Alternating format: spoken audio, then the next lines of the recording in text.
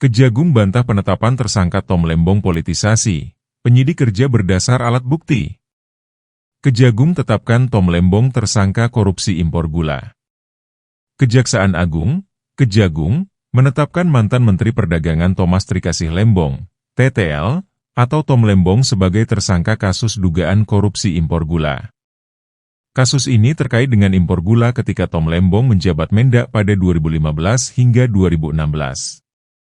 Saudara TTL memberikan izin persetujuan impor gula kristal mentah 105.000 ton kepada PT AP, kata Dirdik Jampitsus Kejagung Abdul Qohar dalam konferensi pers di Kejagung, Jakarta Selatan, Selasa, 29 Oktober 2024.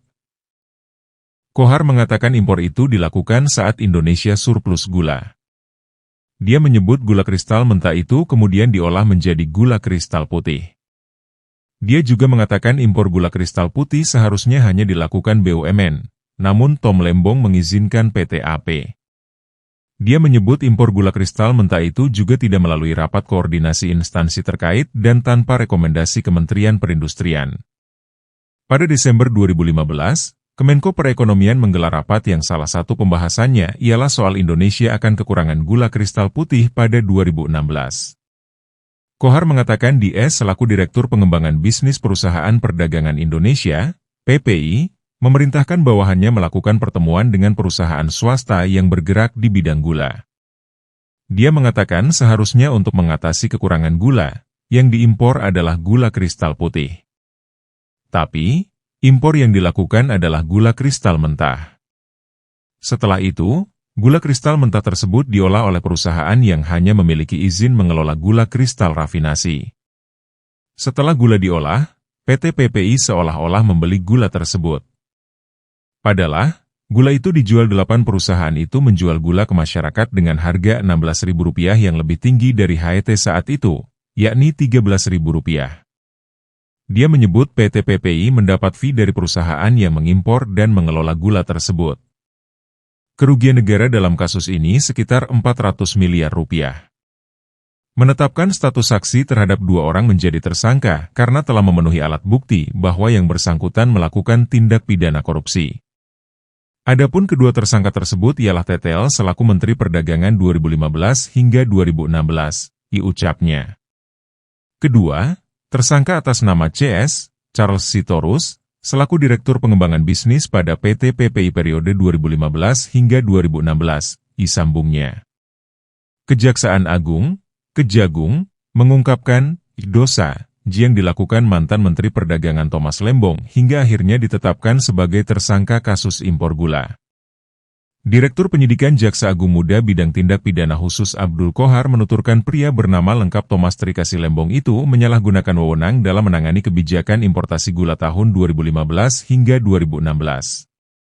Menteri Perdagangan yaitu Saudara TTL memberikan izin persetujuan impor gula kristal mentah sebanyak 105.000 ton yang kemudian gula kristal mentah tersebut diolah menjadi gula kristal putih, diujar Abdul Qohar dalam jumpa pers di kantornya, Jakarta, Selasa 29 Oktober.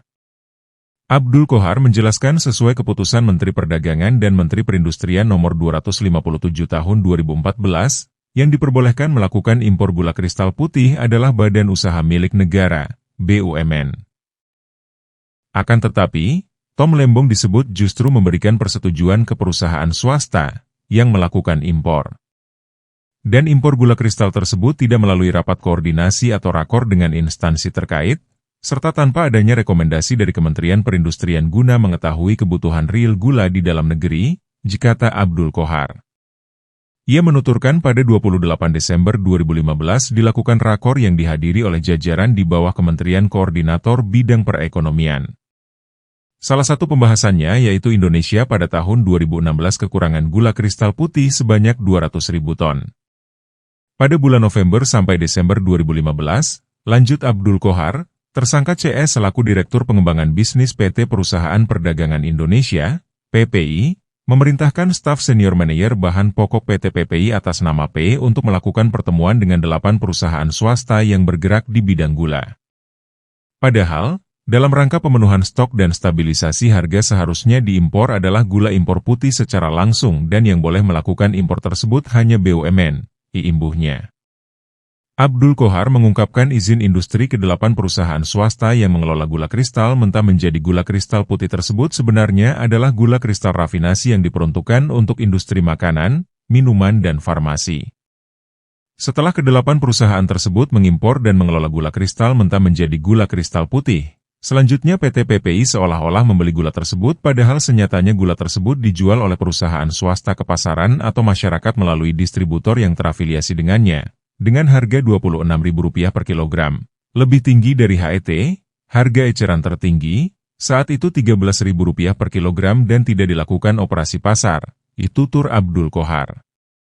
PT PPI diduga mendapatkan fee dari 8 perusahaan yang mengimpor dan mengolah gula sebesar Rp105 per kilogram. Kasus ini diduga merugikan keuangan negara sejumlah Rp400 miliar.